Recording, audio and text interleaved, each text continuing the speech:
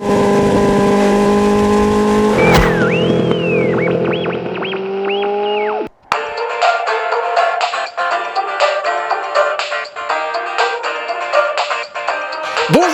chers amis, nous sommes avec Serge Nuc qui nous a gentiment invités dans son magnifique Pays Basque, ce qui va nous permettre de tester la nouvelle Street Triple R face à la nouvelle Daytona R pour savoir quelle est la mieux sur la route et sur la piste, n'est-ce pas Serge? Tout à fait, et moi j'organise des stages sur la route et sur la piste, c'est-à-dire que...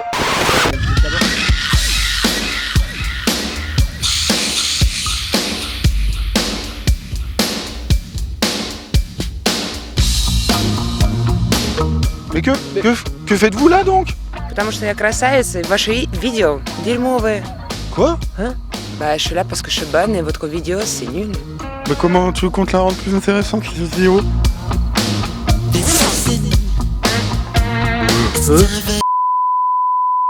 Ok, le coup du mannequin russe et de la perle nichon, c'est un peu facile.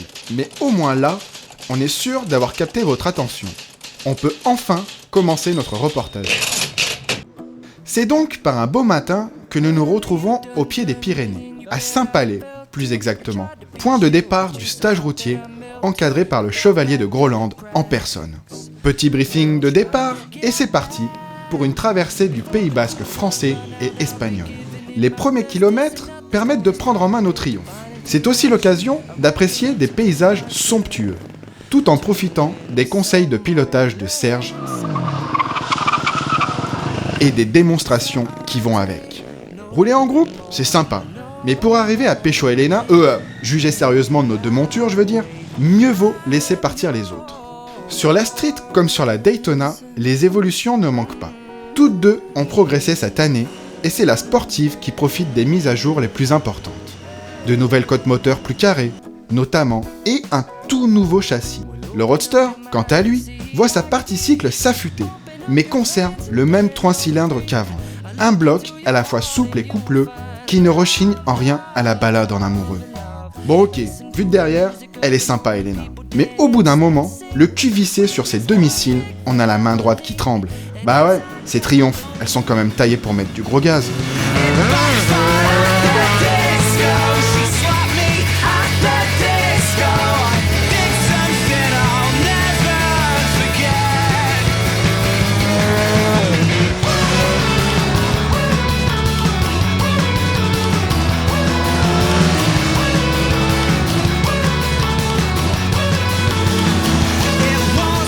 Sur route, on pensait que la Street allait prendre facilement l'avantage. Position de conduite plus cool, guidon droit qui facilite la vie dans les virages serrés, et un équipement top niveau capable d'encaisser une conduite sportive. Et c'est vrai qu'elle est mortelle cette anglaise. Hélas, c'était sans compter sur une frangine plus que tenace. Ok, les guidons bracelets sont assez fermés, la selle est haute, et d'une manière générale, la Daytona R se montre exigeante avec son pilote. Mais dès qu'on lui rentre dans le lard, la sportive nous bluffe. Quand la Street Triple se met à bouger, quand son train avant un peu nerveux calme vos ardeurs, la Daytona, elle, ne bronche pas. Elle permet des entrées en virage plus rapides, sans parler de la précision chirurgicale des trajectoires et de la motricité en sortie de courbe. À l'attaque, il n'y a pas photo. Avec un bémol, néanmoins, qui concerne le niveau d'expérience du pilote. En effet, la Street R s'appréhende facilement, à la différence de la Daytona, qui exige un minimum de bagages techniques. Reste qu'au niveau du plaisir de pilotage, nos deux Anglaises tapent très fort. Et l'une comme l'autre sont franchement bien loties niveau équipement.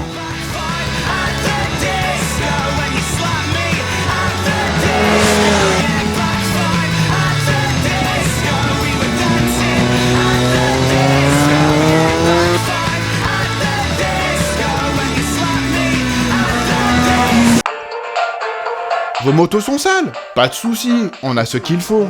Non mais ils sont sales votre moto. Avec Lynn Elena, la saleté s'en va.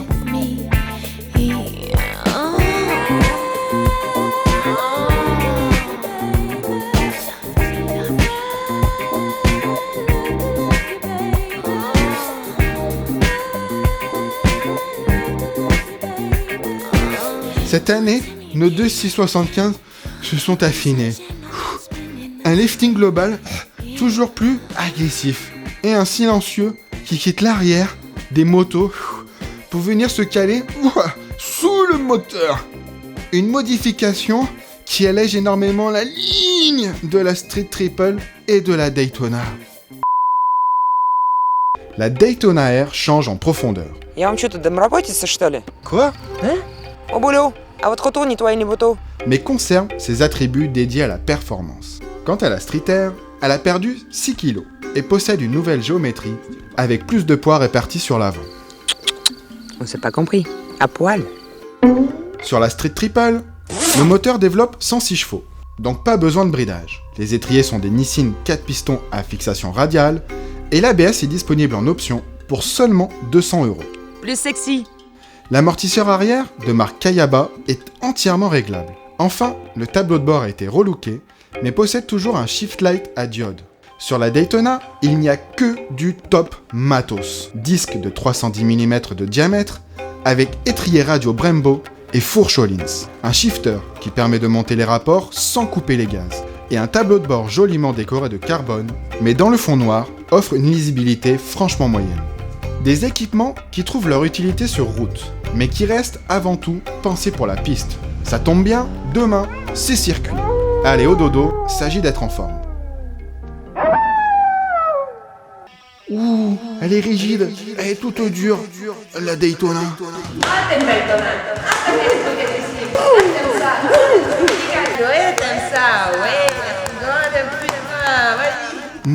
Suave. J'aime quand c'est suave. T'aimes bien les streets, pas trop radical, le confortable, tout doux, comme toi. Ah, t'es toute douce. Oui, t'es toute douce.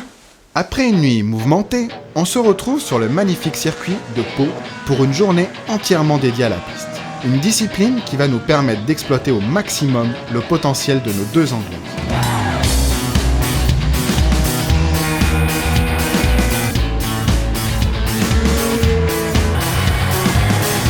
De son côté, Serge poursuit sa formation. Le vaillant personnage met en place plusieurs exercices, filme avec attention ses stagiaires, invente un débriefing complet en salle. Mais rien ne vaut les conseils en live, distillés calmement du bord de la piste. Sors, le genou, ouvre! Avec une impartialité digne du preux chevalier qu'il est. Ah, ça c'est bien ça. Ça c'est bien ça. Seul problème, il semblerait qu'un élément extérieur perturbe les apprentis écuyers. C'est chaud là.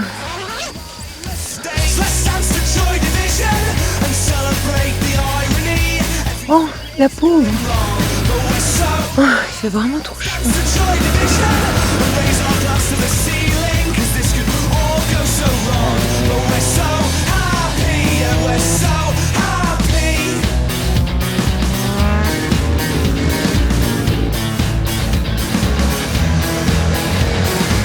Légère, vive, maniable, la Street Air est mieux armée quand il s'agit d'improviser ou d'apprendre des trajectoires. Une fois le tracé en tête et que l'on commence à mettre du rythme, on reste impressionné par la rigueur de ce petit roadster. Au fil des tours, le freinage ne faiblit jamais. La partie cycle est homogène et le 3 cylindres, à défaut d'être explosif, offre de vaillantes montées en régime. C'est à l'attaque que l'on sent poindre les limites de la Street Triple. On évite de prendre les freins trop sèchement ou de les garder en virage, sous peine de donner du mouvement à la moto. Et même si l'on arrive à rouler vite à son guidon, dès qu'on passe sur la Daytona R, on pose les fesses dans une toute autre dimension.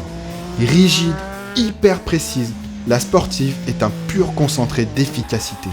Facile à placer en virage, elle rejoint le point de corde sans effort et permet d'accélérer très tôt sans jamais quitter sa trajectoire. En plein accel, le shifter est un pur régal et seul le bridage à 100 chevaux noircit le tableau. Car s'il ne se fait pas trop sentir sur route, il coupe la longe du 3 pattes sur piste et le rend peu démonstratif à haut régime. Alors ok, elle coûte presque 14 000 € quand la Street Air s'affiche à un peu moins de 9 000. Son utilisation est extrême sur route, pas du tout adaptée à la ville et mieux vaut oublier le duo. Mais quand on la place dans son champ d'utilisation, elle est hallucinante de précision, diablement efficace et tout simplement jouissive à piloter. S'il fallait choisir entre les deux, nous opterions sans hésiter pour la Daytona R.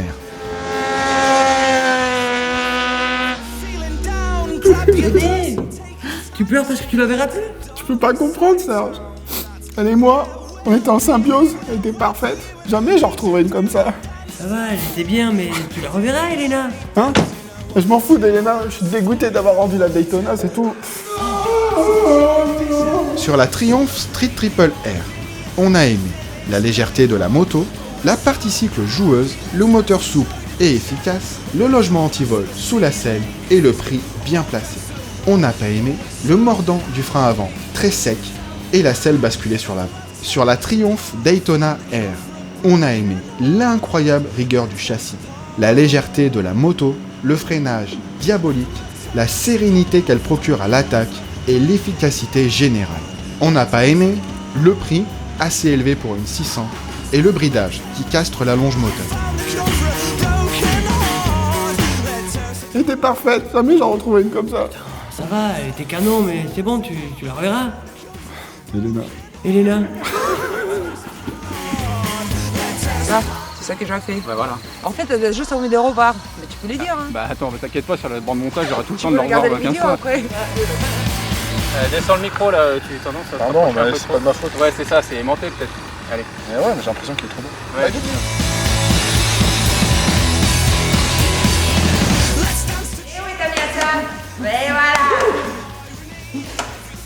Putain, je tombe. Pardon. Fais pas de bruit là, Serge. Tu peux enlever la boule là maintenant. Non, t'aimes bien ça d'accord. Plus sexy. Elena, je te pique ton job. Yeah, we're so